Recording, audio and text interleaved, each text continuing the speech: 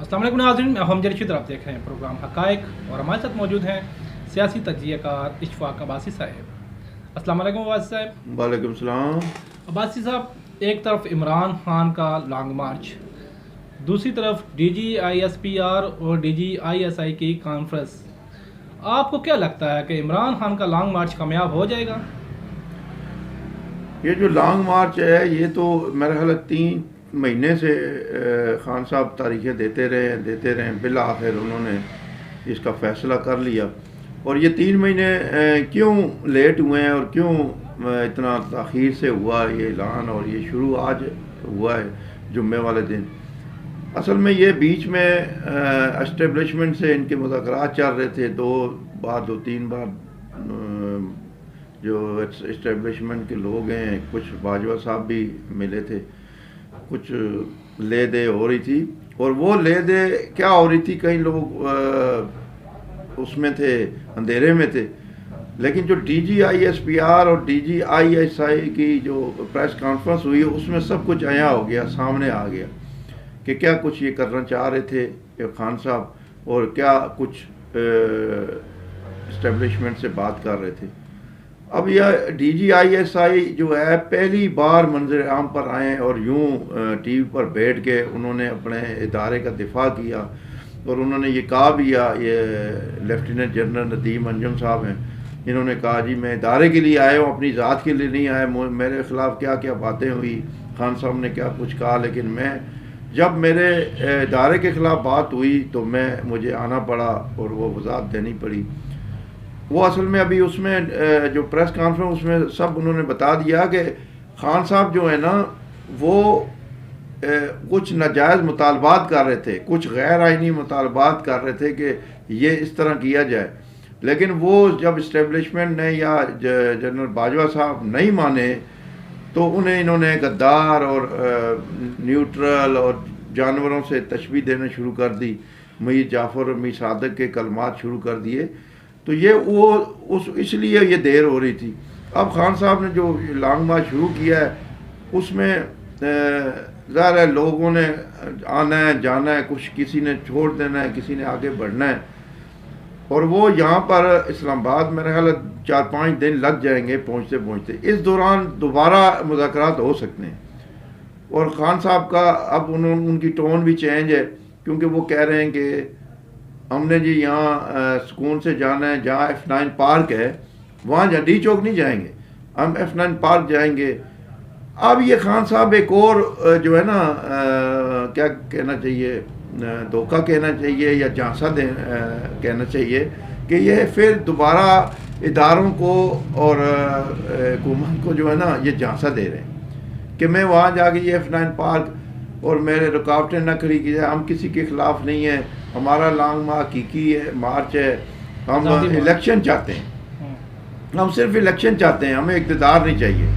अब ये एक और झांसा देने जा रहे हैं इदारों को और हुकूमत को कि एक बार वहाँ जब पहुँच जाएंगे F9 पार्क, जब ये पहुँच गए और वहाँ उन्होंने देखा कि 30-40 हज़ार 50 हज़ार बंदा या 20 हज़ार बंदा मौजूद है, तो उन्होंने वहाँ का उस वक़्त उनका रवैया देखिएगा, उनका रवैया कैसे चेंज होता है, उनकी टोन किस तरह चेंज होती है, ये आप देखते जाइए।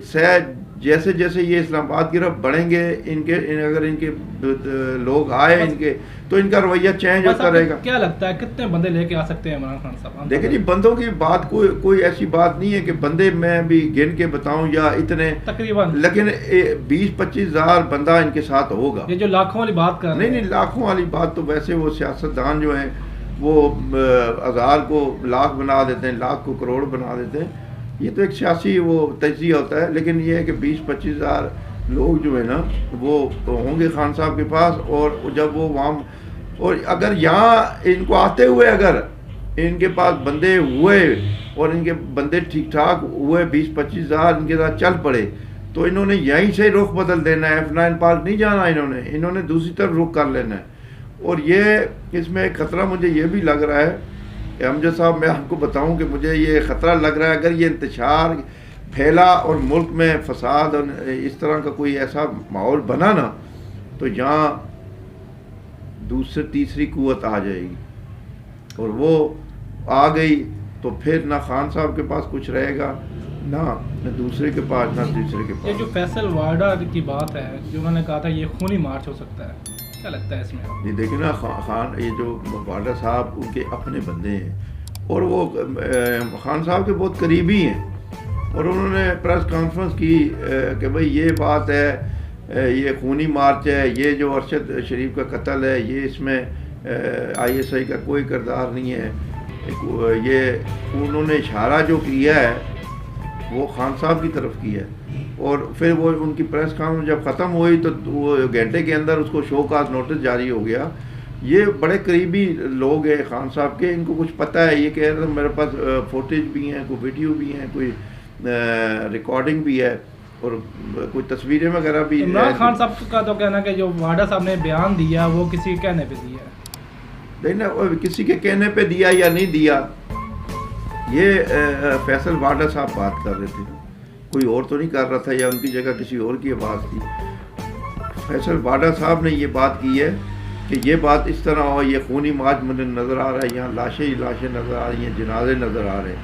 तो ज़ाहिर है ये कुछ बात आपको याद होगा जब 2014 का इन्होंने मार्च शुरू किया था धरने वाला, तो उस वक़्त ऐसी ही बात जावेद हाशमी साहब ने की थी, जब वो जावेद हाशमी साहब इस पार्टी के सदर थे।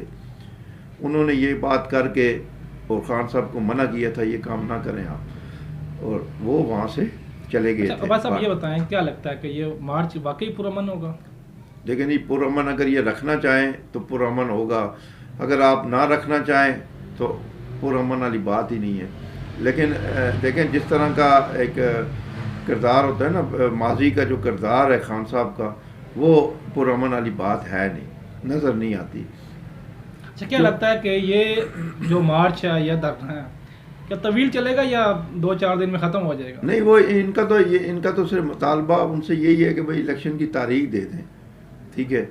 तो उसमें मुज़ाकरात भी हो सकते हैं, तारीख पर भी हो सकते हैं, चल सकता है कोई गांव, अगर इदारों ने कहा। अभी इदारे कह रहे हैं कि हम न्यूट्रल हैं, भाई हम किसी आपकी सियासत है, आप जो मर्ज़ी करें।